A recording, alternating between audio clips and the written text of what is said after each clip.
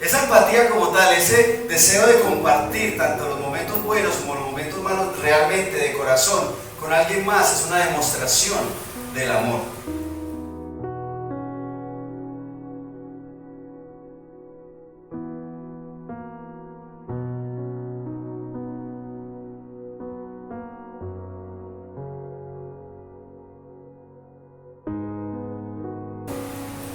Así no nos veamos todas las veces, así no estamos viviendo con la otra persona.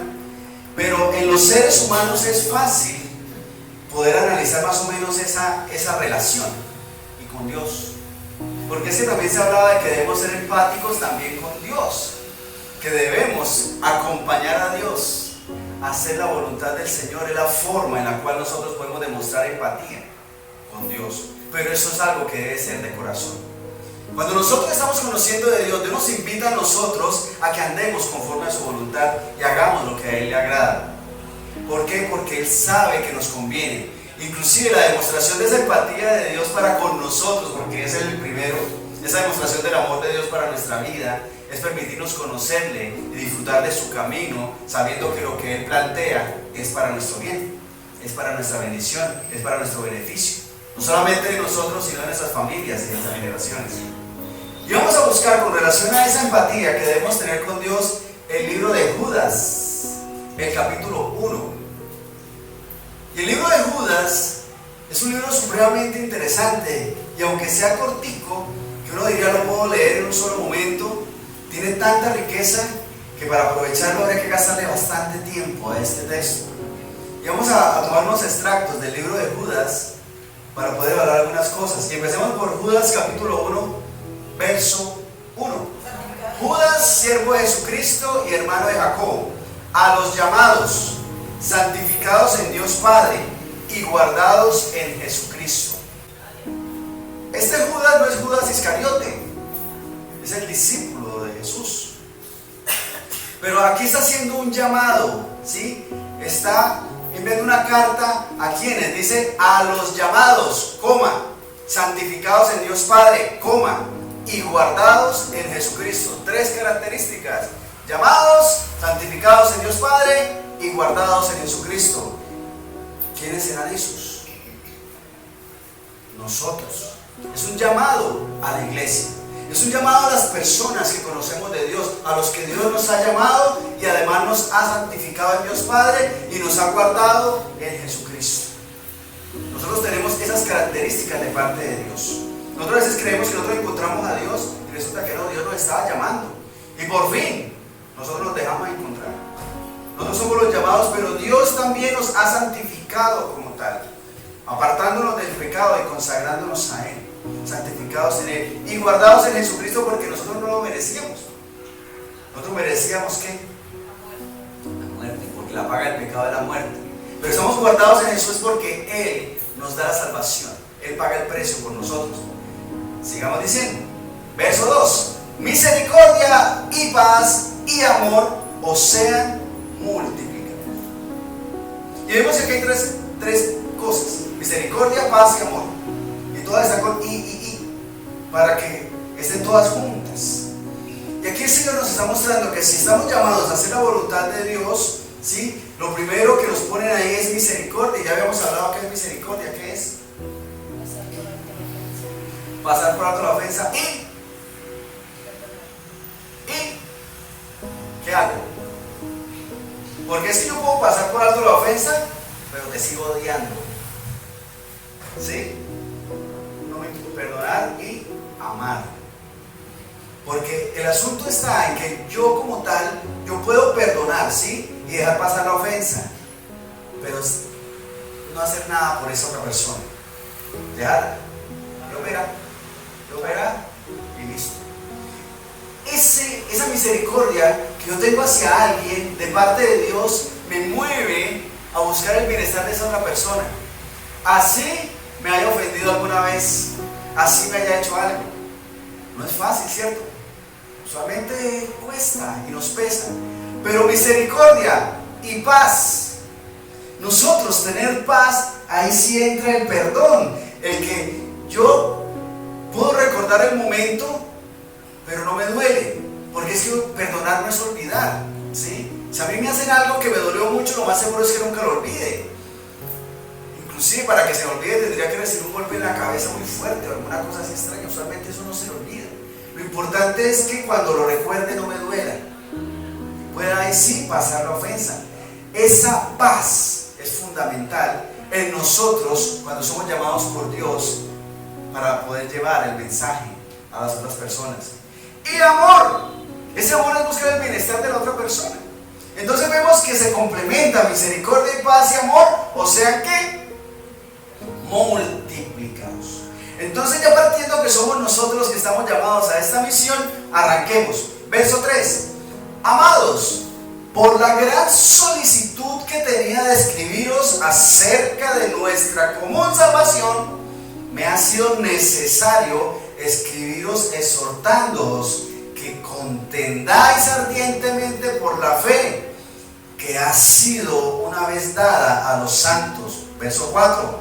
Porque algunos hombres han entrado encubiertamente, los que desde antes habían sido destinados para esta condenación, hombres impíos que convierten en libertinaje la gracia de nuestro Dios y niegan a Dios, el único soberano, y a nuestro Señor Jesucristo. Quiero resaltar, hermanos, este texto es supremamente interesante, este libro de Judas, pero en el verso 3 termina diciendo que contendamos ardientemente por la fe. Mire que nos están llamando a contender. ¿Qué es eso? ¿Qué es contender? Pelear, discutir, ir a la lucha. Pero dice contender ardientemente por la fe. ¿Qué querrá decir eso? ¿Qué es eso? ¿Por qué? Ajá, ¿por qué? Por la fe. Porque nosotros estamos llamados a una batalla, la batalla de la fe. No es solamente hacer un número más, hacer una persona más, hacer, ay, cómo se ve de bonita la iglesia con todas las sillas llenas. No, no estamos llamados solamente a eso, a que yo soy salvo y conozco de Dios y ya, no hago nada. Ni me muevo para allá, ni me muevo para acá, ni hago nada.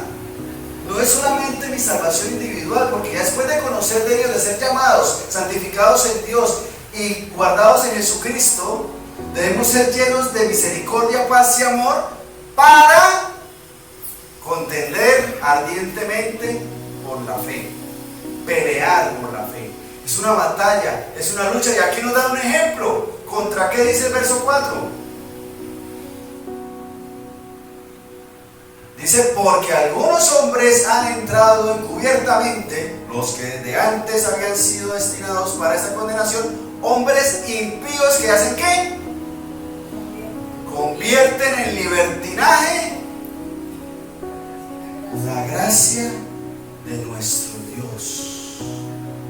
Aquí, en este texto, Dios nos está llamando a pelear contra algo que es el libertinaje en la gracia de nuestro Dios.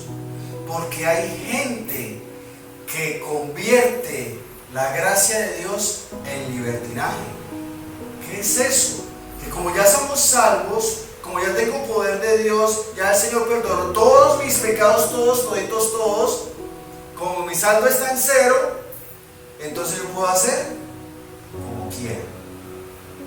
Inclusive mucha gente cree que pues como ya es salvo, pues puede pecar porque ya Jesús pagó el precio por él. O sencillamente como yo ya soy salvo, yo ya no tengo que hacer nada.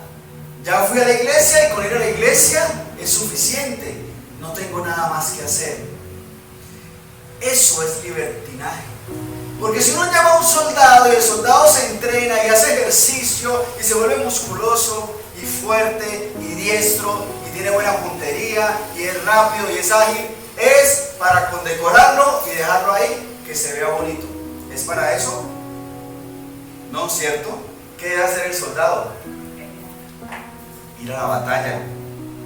Y cuando le toque ir a la batalla debe estar atento y hacer lo que le corresponde hacer. Porque nosotros nos quedamos como hijos de Dios en el entrenamiento y perdemos de vista que estamos en una batalla. ¿Cuál batalla? La de la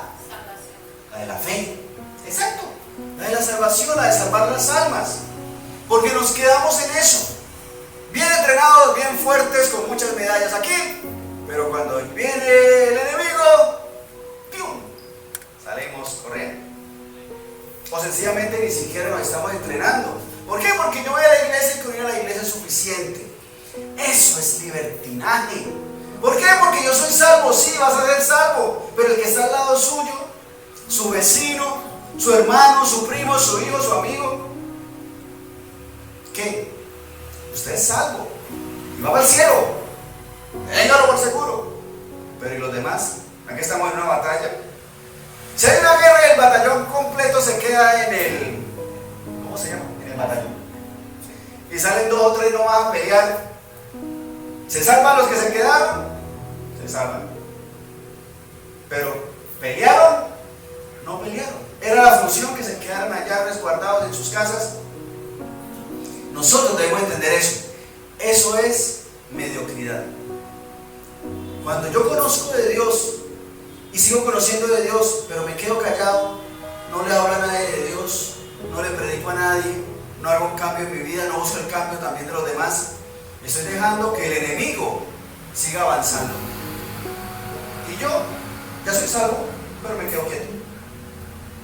Eso es algo que se ha infiltrado desde hace mucho tiempo en las iglesias, en el pueblo de Dios. Y el Señor nos llama hoy a que nosotros tengamos una contienda ardientemente por la fe.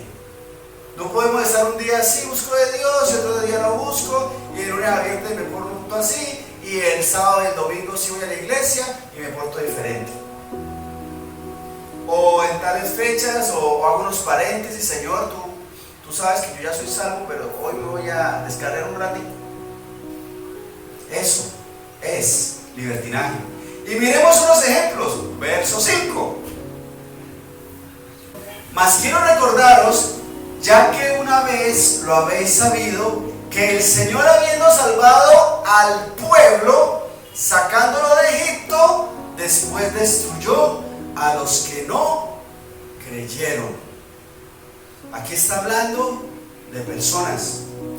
El Señor saca al pueblo de Israel de Egipto. ¿Se acuerdan de eso? ¿Y qué pasó? Salieron de Egipto ¿hacia dónde? Hacia la tierra prometida, y tuvieron que pasar ¿por dónde? Por el desierto. Pero muchos no creyeron. Y dice, después destruyó a los que ¿qué? A los que no creyeron. Y eran del pueblo de Dios. Y uno dice, no, pero yo no estoy en ese grupo. Yo soy exento. Yo puedo estar unos días bien con Dios y otros días echar para atrás y no me va a pasar nada. ¿Será que eso es posible?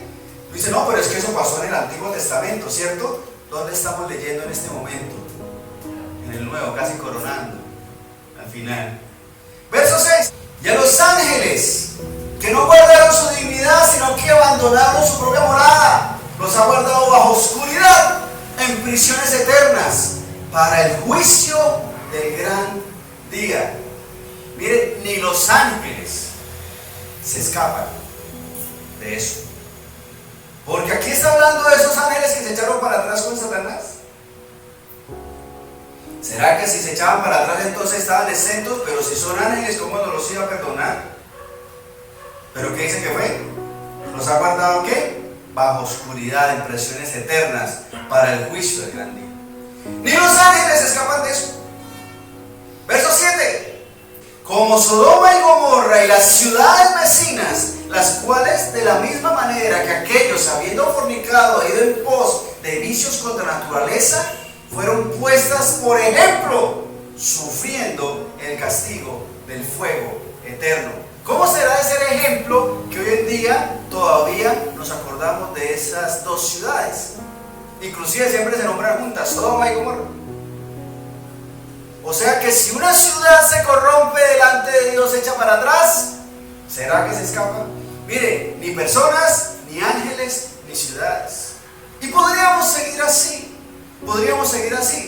Pero miremos lo que sigue en el verso 17, por favor. Dice, pero vosotros, amados, tened memoria de las palabras que antes fueron dichas por los apóstoles de nuestro Señor Jesucristo, los que os decían: en el postrer tiempo habrá burladores que andarán según sus malvados deseos. Estos son los que causan divisiones, los sensuales que no tienen al Espíritu. A ese Espíritu se refiere a el Espíritu Santo. Porque están llevándose, ahí ese término sensual hace referencia a sus emociones, a las sensaciones. Porque es que vemos que las iglesias se llenan de personas que se dejan llevar por sus emociones. Ay, es que la música es tan chévere y suena tan bonito que a mí me gusta ir. Y van por una emoción. Y de pronto al principio eso está bien. Pero después de los siguientes 5 minutos, no, ya uno debe empezar a reconocer que uno busca de Dios no por las emociones, sino por lo que Dios es, por lo grande y poderoso que es. Porque mucha gente dice, recibo esa palabra, pero nomás lo que me gusta. O sea, a mí me gusta es que me hablen suavecito. Y no es del tono del voz ni el volumen del audio, sino que no me digan cosas como estas, porque no, a mí me gusta es ir y ya. Y yo voy y ya. Yo recibo lo que me gusta. O dicen, me porto bien si me nace. O sea, si me nace hacer lo correcto delante de Dios, lo hago. O sea, cuando me nazca hacerlo, lo hago. Y se queda uno ahí, pendiente, y no avanza. O mucha gente dice, es que necesito son emociones. O sea, uy, esa palabra me llegó tremendo a mi corazón, pero la otra vez no. Entonces como que, ay, mejor ya no voy. Mejor ya. Entonces, leí un versículo en la palabra de Dios y uy, me sentí y lloré y todo lo demás, pero ya ahora leo y no me salen las lágrimas. Entonces como que ya no leo más. ¿Y pasa o no pasa? Pasa, y pasa seguido, que si no hay emociones, entonces no se busca, no se hace lo correcto. Hago solamente si me siento bien, si me nace, si quiero, si de lo contrario, ay no, el miércoles a la iglesia es tan difícil, porque es tan lejos. En cambio el domingo queda más cerca. Excusas tenemos. Somos soldados entrenándonos y todo lo demás, pero no para salir. Nos dejamos por las emociones. Verso 20, pero vosotros, amados, edificando sobre vuestra santísima fe, orando en el Espíritu Santo, conservaos en el amor de Dios, esperando la misericordia de nuestro Señor Jesucristo para vida eterna. Debemos permanecer en la fe, pero dice santísima fe.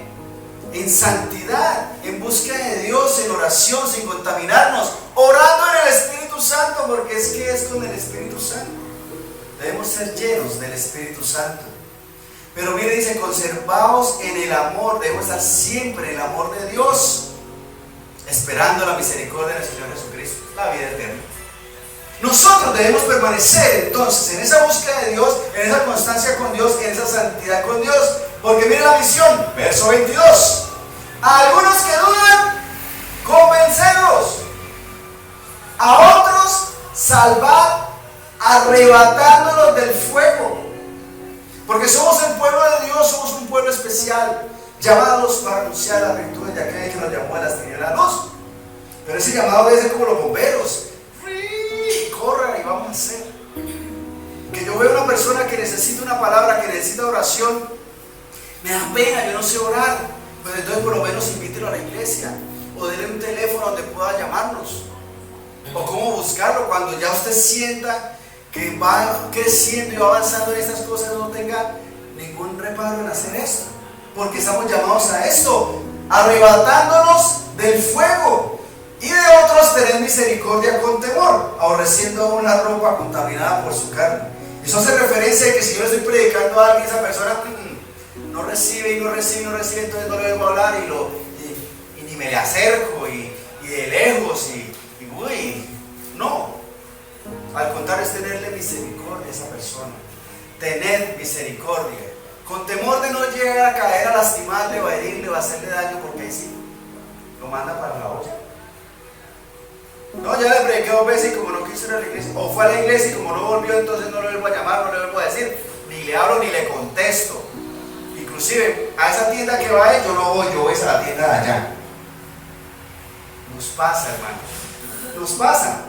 Necesitamos estar pilas en el reino de los cielos, porque estamos llamados a pelear fervientemente, a contender ardientemente por la fe. Pongamos de pie, por favor, porque hay mucho por qué orar, hay mucho por qué pedirle al Señor, hay mucho que hay que buscar en el Rey de Reyes y Señor de Señores.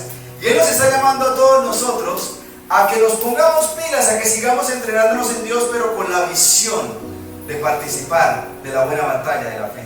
Oremos. Señor Dios Santo, Rey Todopoderoso, delante de ti, ante tu presencia en esta noche, damos la alabanza, damos la honra, damos la adoración, Señor, porque tú has tenido misericordia de nosotros.